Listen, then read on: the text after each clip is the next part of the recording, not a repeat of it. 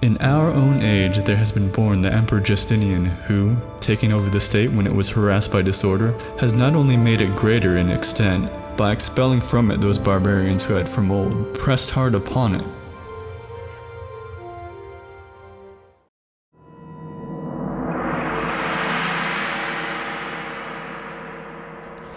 Justinian, who began to govern the entire state while he was still young, was the cause of disasters for the Romans, the sheer number and magnitude of which no one has even heard of in all of prior history.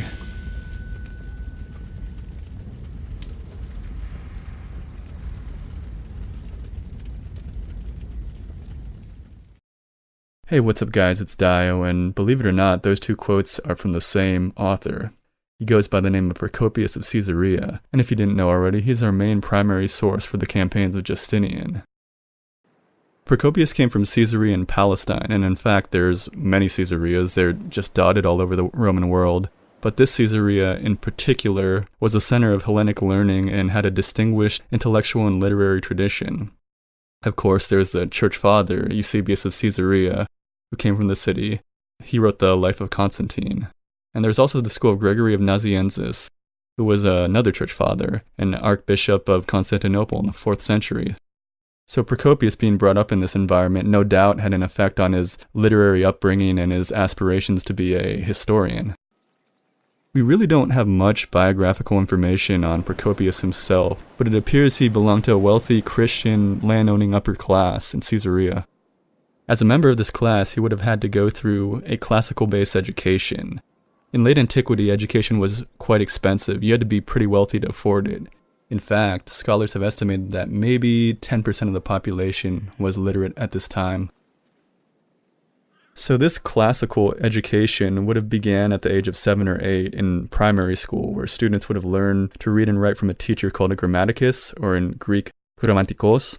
At about the age of 13, they would have learned to model their style off one of the great writers of classical antiquity, or a few of the great writers. And since Caesarea was in the Greek sphere of influence, it probably would have been writers like Polybius, Herodotus, Thucydides, Plato, etc. After completing this education, one would usually search for a position in administration or the imperial bureaucracy. In Procopius' case, he found work by becoming the Symboulos, or assessor, under Belisarius in 527. From there, he traveled with Belisarius in all of his campaigns until at least 540, which means he was a direct eyewitness for the early phase of Justinian's reconquest. So after 540, Belisarius was recalled to Constantinople and was sent to the east to deal with the Persians. Procopius stayed in Constantinople, and he witnessed the Justinianic plague that hit in 542. When Belisarius returned to Italy in 544, Procopius did not accompany him.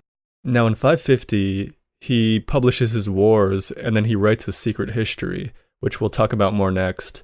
And in 554, he publishes Buildings, and after that, we no longer hear from him, which suggests that he may have died around this time. There was a prefect in Constantinople in 562 named Procopius, but most scholars agree that this was a different Procopius.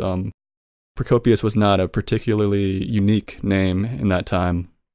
Now let's talk about his works, and as I just mentioned, he wrote The Wars, The Secret History, and Buildings. The Wars covers the main conflicts during the reign of Justinian. It's divided into 3 theaters: the Persian Wars, the Vandal War, and the Gothic War. He wrote in a very classical style, and here I just wanted to compare Procopius to 2 classical historians, that being Thucydides and Herodotus. Thucydides was the author of the history of the Peloponnesian War, that was the war between Athens and Sparta in the 5th century BCE. And Herodotus wrote the history of the Persian Wars. Those were the wars between the Greeks and the Persians that happened before the Peloponnesian War in the 5th century.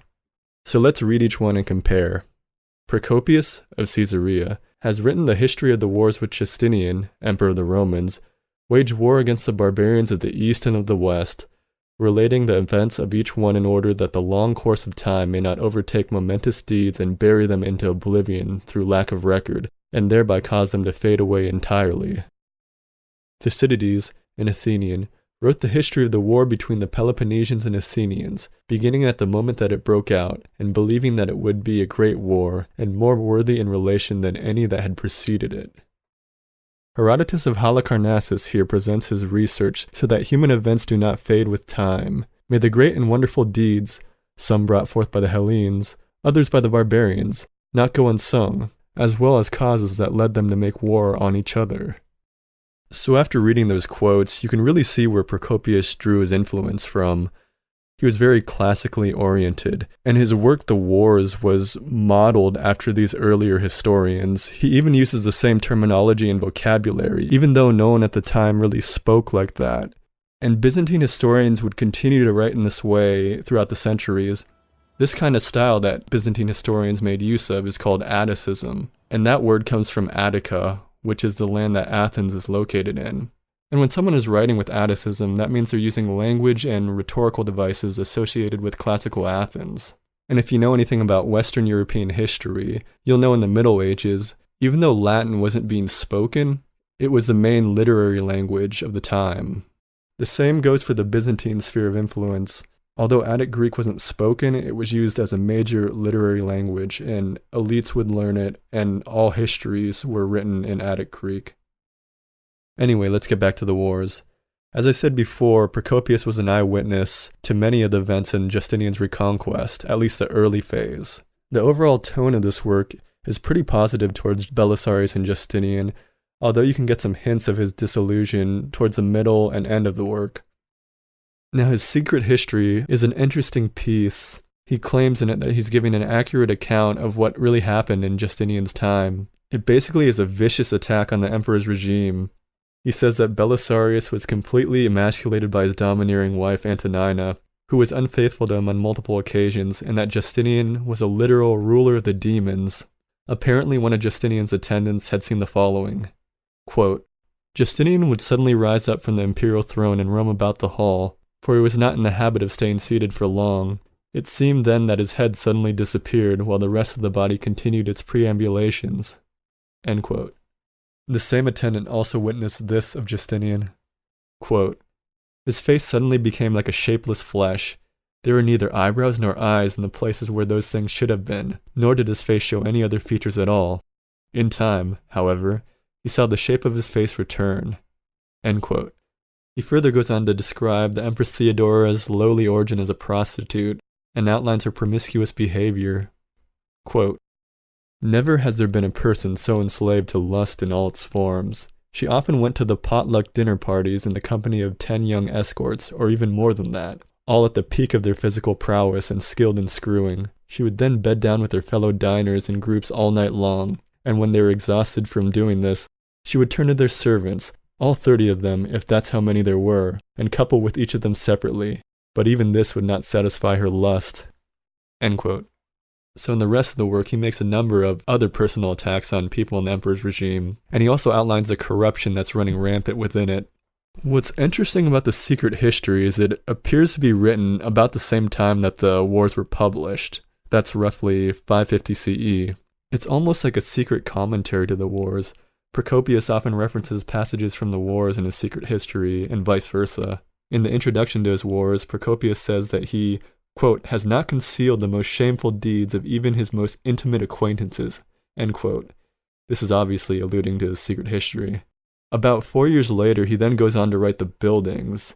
And this is kind of funny because in this work, he heaps endless praise upon the Emperor Justinian and his marvelous imperial building program. It's basically a piece of imperial propaganda for what was most likely a really unpopular regime. It's very likely that he was paid a large sum of money to write this, or that he was being forced to by the emperor. So what do we make of these three works, the Wars, the Secret History, and the Buildings? First you have the Wars, which is fairly positive towards Justinian and Belisarius. Then you have the Secret History, which is a complete vindictive attack on the imperial regime. And then you have the Buildings, which is a piece of pro-imperial propaganda. So I think the main takeaway from all these works is, well, first of all, we have no choice but to use them because there's really no other comparable sources in Justinian's time. There are some chronicles and some other writers, but as far as like complete works, Procopius is the only game in town. But while you're reading these, you have to keep in mind exactly what Procopius may have been thinking.